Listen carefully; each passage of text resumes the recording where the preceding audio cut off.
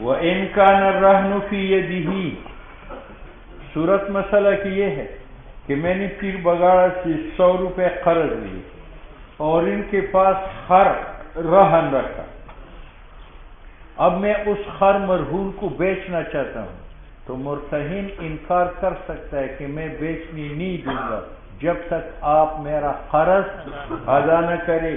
وَإِنْ كَانَ الرَّهْنُ، اگر خر فی یدہ مرتہن کے قبضے میں ہے، لَيْسَ عَلَيْهِ أَن يُمْكِنَهُ، واجب نہیں ہے مرتہن پر کہ مجھے قدرت دے من البیع، اس کے بیچنے پر، حتیٰ یقضیہ دین، حتیٰ کہ میں پیر بگاڑا کا دین ادا کروں.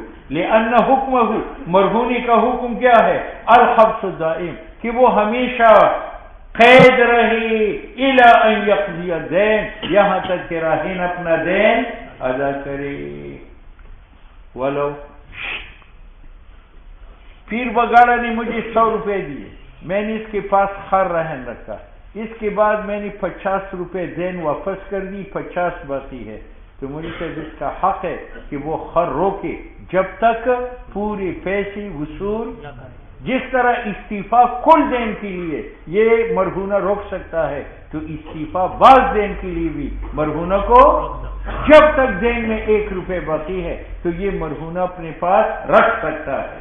وَلَوْ قَضَاهُ الْبَعْضُ، اگر میں مرتہن کو بعض دین دے دوں، فَلَهُ، مرتہن کا حق ہے، ان یحبس، کہ وہ قید رکھی کل مرہونہ، حتی یستوفی البقیہ، حتی کہ وہ استعفا باقی دین کا کرے. قیاس بحبس المبیع، دیکھو میں نے یہ ٹوپی بیچی پیر بگاڑا کے ہاتھ 100 روپے کی، اس نے 99 دی، 1 روپے باقی ہے، تو 1 روپے کی وصولی کے لیے میں مبیع کو روک سکتا ہوں. تو جس طرح بائی کو حق ہے مبیع روکنے کا استعفاء ثمن کے لیے، تو مرتہن کو حق ہے مرہونہ روکنے کا استعفاء دین کے لیے.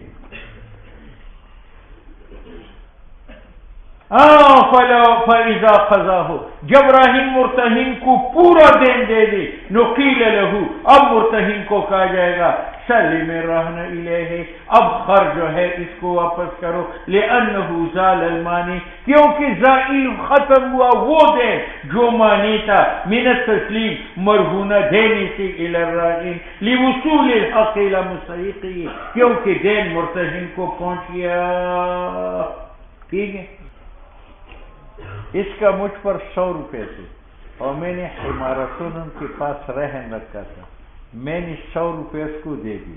اب اس کا فرض ہے کہ وہ حمارتن مجھے واپس کرے، مگر اس نے کہا رات گزار کر صبح واپس کر دوں گا.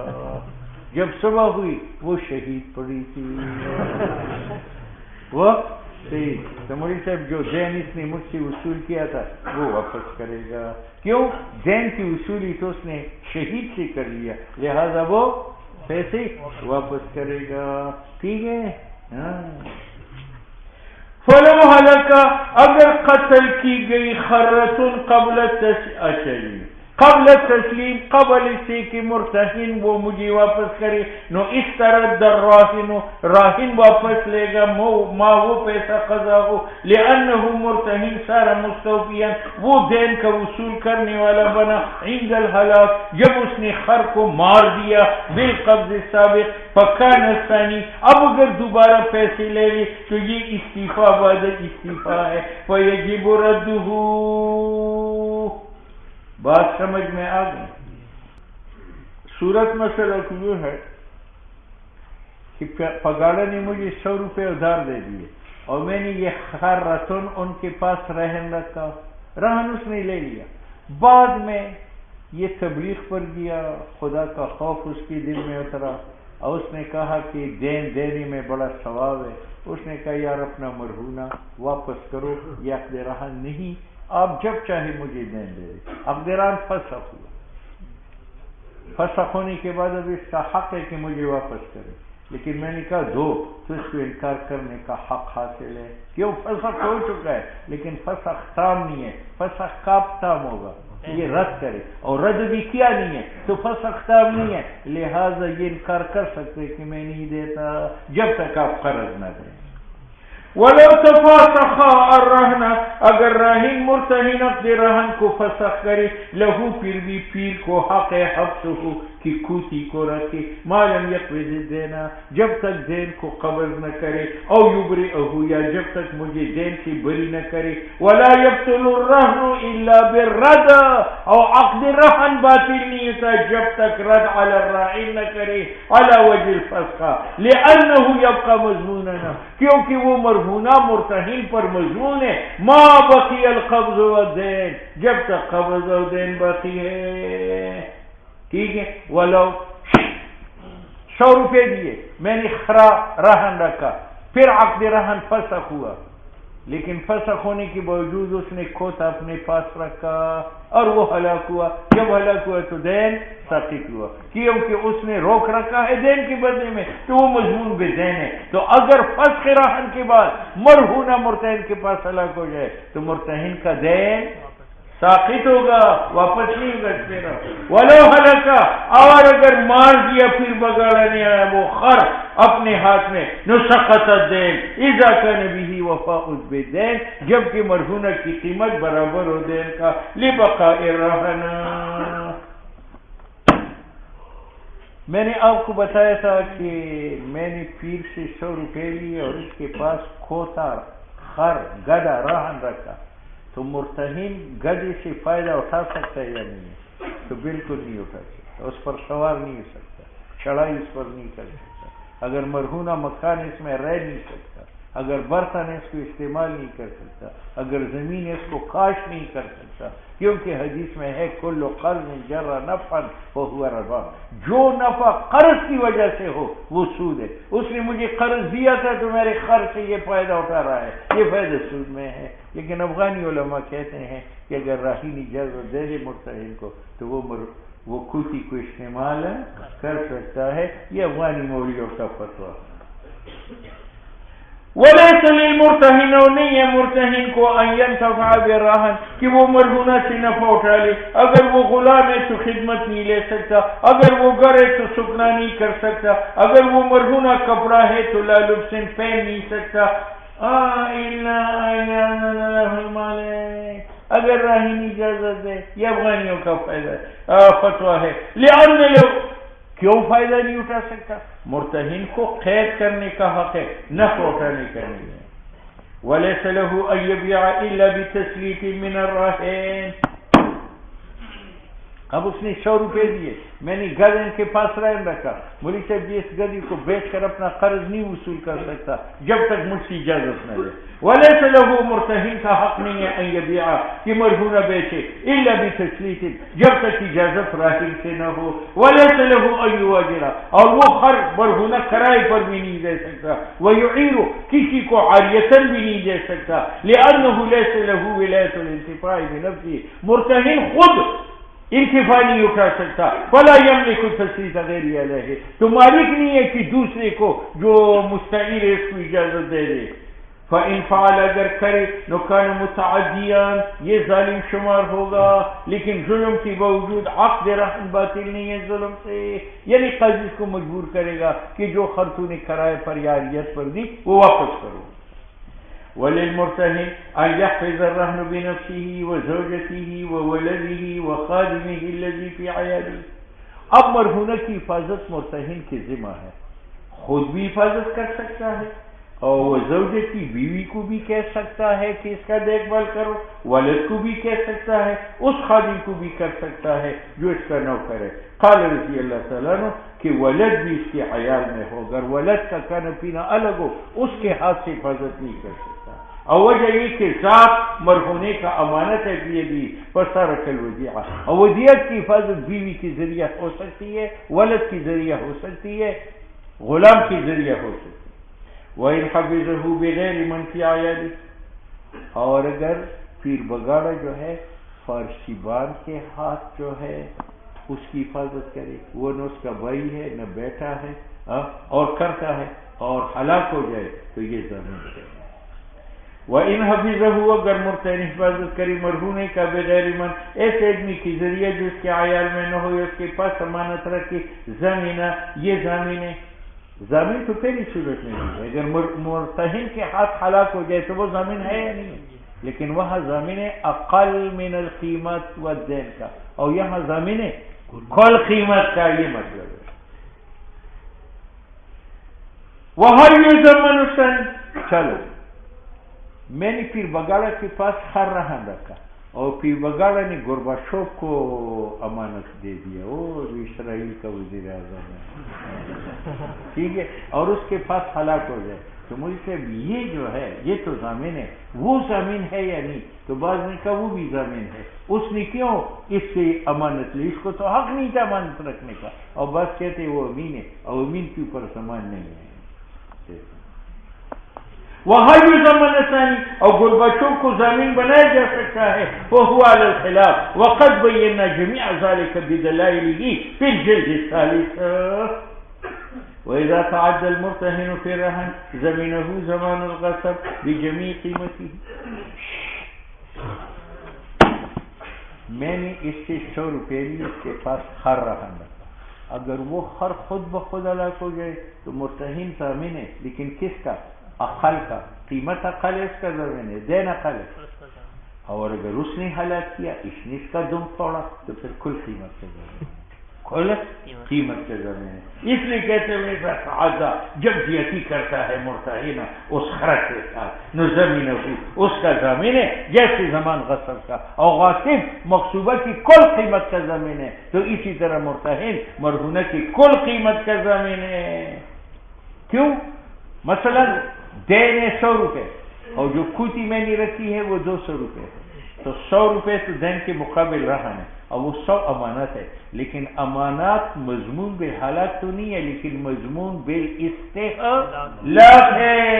یہ معنی ہے لأن زیادتہ مرہونہ میں جو 100 روپے زائد ہے مقدار دین پر وہ امانت ہے، اور امانات تضمن بالتعدی استحلال سی مضمون ہے، اگر کہ ہلاک سی مضمون نہیں ہے. وَلَوْ رَهُ خَاتِمًا فَجَعَلَهُ فِي خِنْصَرِهِ فَهُوَ ضَامِنٌ. میں نے اس سے 100 روپے لی اور اس کے پاس ایک انگوٹھی رہن دی. اب انگوٹھی کو اس نے اس میں استعمال کیا اور ہلاک ہوا تو یہ ضامن اقل من القیمت والدین کا. اور اگر اس میں استعمال کیا اور ضائع کر دیا تو یہ کل قیمت کا ضامن ہے، کیونکہ اس میں ڈالنے استعمال نہیں ہے، یہ حفاظت ہے، اس میں لوگ انگوٹھی نہیں ڈالتے. اور اس میں ڈال دیا تو یہ استعمال ہے، کیونکہ اس انگلی میں انگوٹھی ڈالنی زینت کے لیے ہے یا نہیں ہے؟ ہاں، تو اگر اس انگوٹھی میں انگلی میں انگوٹھی ڈالی اور ہلاک ہو جائے تو وہ ضامن ہے، لیکن کس کا ضامن ہے؟ عقل کا، کیونکہ یہ استعمال نہیں ہے، یہ حفاظت ہے، یہاں لوگ زینت حاصل نہیں کرتے. اور اگر اس میں ڈالو ضامن ہے کل قیمت کا، کیونکہ اس میں لوگ انگوٹھی کے استعمال کرتے ہیں فلو رہنہو خاتمان.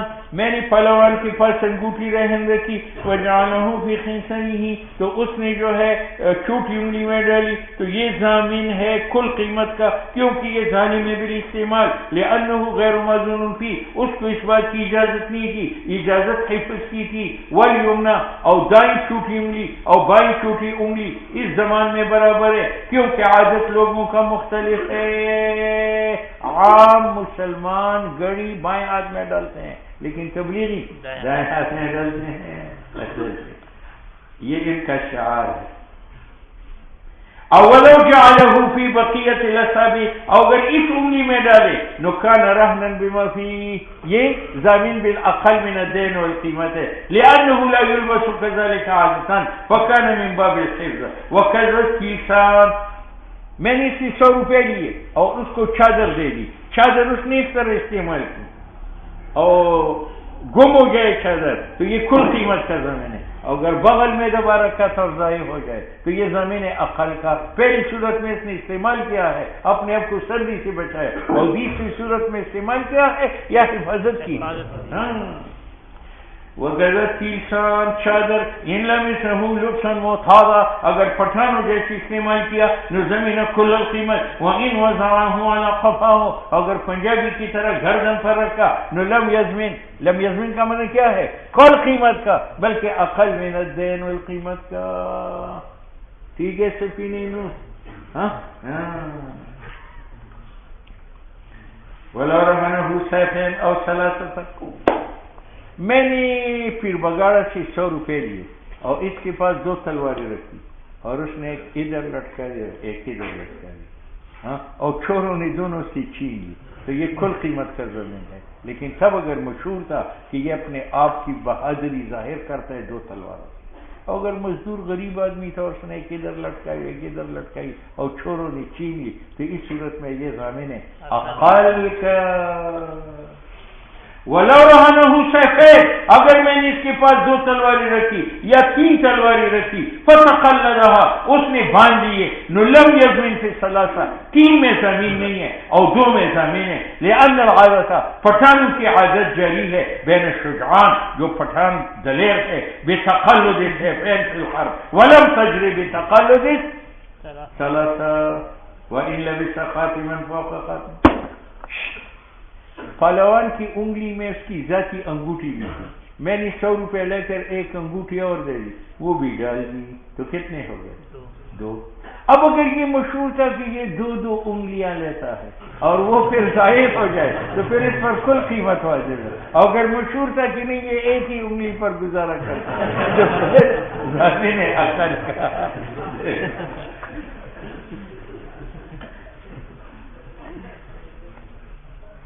صاحب کو پیر بگاڑا دیکھو 700 سال بعد میں موجود ہے.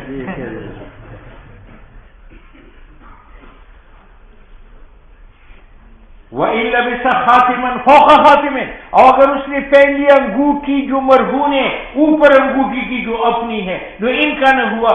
اگر پیر بگاڑا ان لوگوں سے تھا کہ وہ تجمل و تزین حاصل کرتا تھا بلبس خاتمین، نو زمینہ قل القیمت، اور ان کا نہ لا یتجمل بذالک، اور اگر دوسری زینت حاصل نہیں کرتا تھا تو وہ حافظ ہے. فلا یزمن، لا یزمن کا معنی کیا ہے؟ کوئی کا زمین نہیں ہے، عقل کا زمین ہے. اب پیر بگاڑا مروت میں نے اس سے 100 روپے لیے، اس کے پاس خر رہنے لگا. اب ان کو مروتوں سے ڈر ہے کہ کوئی حملہ نہ کرے، تو اس کے لیے ایک کمرہ کرائے پر لے لیا کہ خر اس میں بند کر کے تالا لگائے. اس کمرے کا کرایہ کس کے پر ہے؟ کہتے ہیں وہ پیر بگاڑا پر ہے، کیونکہ یہ حفاظت ہے خر کا، اور مرہونی کی حفاظت راہن پر ہے یا مرتہن پر ہے؟ مرتہن پر ہے. اور کرایہ اس کمرے کا یحفظ فیہ الرہن، جس میں حفاظت کی جاتی ہے رہن کا، تو علی المرتہن. وکذالک اجرت الحافظ، وہاں چوکیدار کھڑا کرتا ہے اس کی تنخواہ بھی مرتہن پر ہے. بات ختم ہو گئی. واجرت الراعی ونفقۃ الرہن علی الراہن، اور اگر خر مرہونہ ہے اس کا چرانے والی کی تنخواہ اور نفقہ چارہ علی الراہن والاصل. قانون کلی یہ ہے کہ جو خرچہ بقائے رہن کے لیے کیے جاتا ہے وہ راہن پر ہے، وہ کیا ہے؟ گھاس پھوس ہے، اور جو حفاظت رہن کے لیے کی جاتی ہے وہ مرتہن ہے.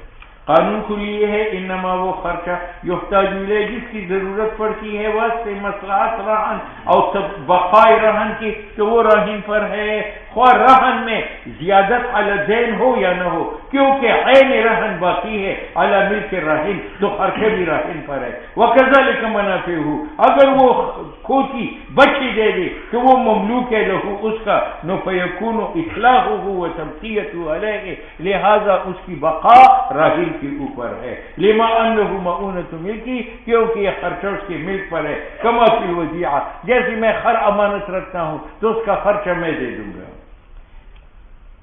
وذالک، جس پر بقا رہن کا ہے، نفقہ کھانے میں پینے میں، اجرت راعی اس کے معنی میں ہے. لأنہ، کیونکہ راعی علفہ گھاس کھلاتا ہے حیوان کو، اور اسی جنس میں سے کسوۃ الرقیق، اگر غلام مرہون ہے تو اس کا کپڑا راہن پر ہے. واجرت ذکر ولدہ ولد الرعن، مرہونہ لونڈی ہے، اس کا بچہ ہے، اس کے لیے دائے کی ضرورت ہے کہ دودھ پلائے، دائے کا کرایہ راہن دے گا۔ وسقی البستان، میں نے باغ راہن رکھا، اس باغ کے پانی کا جو خرچہ ہے وہ راہن پر ہے۔ وقری النہر، اس باغ کی نیرے کی کھدائی اس پر ہے۔ وتلقیح نخیلہ، کھجور درختوں سے فضول شاخیں کٹوانے کا جو خرچہ ہے وہ راہن پر ہے۔ وجدادہ، پھلوں کے توڑنے کا خرچہ جو ہے وہ راہن پر ہے۔ والقیام بمصالحہ، وکل ما، بس، اور جو خرچہ حفاظت رہن کے لیے ہے یا جو خرچہ مرہونہ لوٹانے کے لیے ہے لید المرتہن یا لرد جزء منہ، اس کا ایک حصہ لوٹاتا ہے راہن پر، فہو علی المرتہن، جیسے اجرت حافظ کا چوکیدار کا۔ لأن الامساک، کیونکہ مرہونے کا روکنا یہ حق مرتہن کا ہے اور حفظ واجب ہے مرتہن پر، تو اس کا خرچہ علیہ مرتہن پر ہوگا۔ وکذالک، اسی طرح کرایہ اس کمرے کا یحفظ الرہن فیہ، جس میں خر کی حفاظت کی جاتی ہے۔ اور یہ ظاہر روایت ہے امام یوسف سے یہ ہے کہ کرایہ مأوا اس کمرے کا راہن پر ہے، جس طرح نفقہ خر کا راہن پر ہے۔ کیوں؟ کمرے میں حفاظت یہ کوشش ہے اس کو باقی رکھنے میں، اور بقا کا خرچہ راہن پر ہے۔ اور اسی قسم سے جعل الآبقہ، میں نے اس کے پاس غلام رہن رکھا، وہ غلام مرتہن سے باندھ دیا، اب اس نے ایک آدمی کو 100 روپے دی کہ جا کر کے وہ غلام لاؤ، وہ 100 روپے کون دے گا؟ مرتہن دے گا۔ اور اس قسم سے جولو مزدوری ہے نوکر کا، الآبقہ کی باغہ ہوا غلام لائے، فإنه للمرتہن، لأنه مرتہن محتاج ہے إلى إعادة يد الاستیفاء، کہ وہ واپس قبضہ جمائے کس کے اوپر؟ مرہونہ کے اوپر، لیردہ، تاکہ وہ لوٹا سکے راہن پر، فکانت من مؤونۃ رد، تو یہ خرچہ ہے لوٹانی مرہونہ کا، فیلزمہ، مرتہن پر لازم ہے۔ لیکن یہ کب؟ میں نے اس سے 100 روپے دیے اور غلام دیا اور غلام بھاگا، غلام کو واپس لانے کا جو خرچہ ہے وہ مرتہن پر ہے۔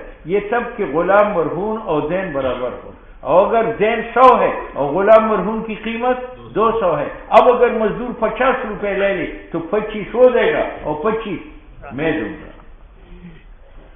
وہذا، یہ سارا خرچہ آبق کا تب ہے مرتہن پر کہ قیمت رہن اور دین برابر ہو، اور اگر قیمت رہن اکثر ہے نو فعلیہ مرتہن پر بقدر المضمون، دین کے برابر جو مرہون ہے اس کا ہے، اور رہن پر بقدر زیادت، لأنہ مقدار زائد علی الدین، یہ امانت ہے اس کے ہاتھ میں، اور رد لإعادت الید ہے، اور ید مرتہن کا زائد مقدار میں، ید مالک رہن کا ہے، اذ ہوا کالمودع فیہا، اس وجہ سے وہ آدھا خرچہ مالک پر ہے۔ ہاں، میں نے 100 روپے قرض لیے اور 200 کا خر رکھا اس کے پاس، اور اس نے 50 روپے کا کمرہ کرایہ پر لیا، اس میں 25 مجھ پر 25 اس پر نہیں ہے، وہ 50 کی 50 آپ پر ہے، بخلاف اجرت بیت کی، فإن كلها تجب على المرتہن، اگرچہ قیمت رہن میں فضل زیادت ہو، کیونکہ وجوب کرائے کا بسبب حوض کے ہے، اور آپ نے مقدار دین کا مرہونہ میں حبس کیا یا زائد بھی محفوظ، اور حق حبس کا مرتہن کا کل میں ثابت ہے، اور عمل جوڑ اور کی مزدوری ہے وہ لازم ہے زمان کی وجہ سے، فیتقدر، تو اس مزدوری کا اندازہ بقدر المضمون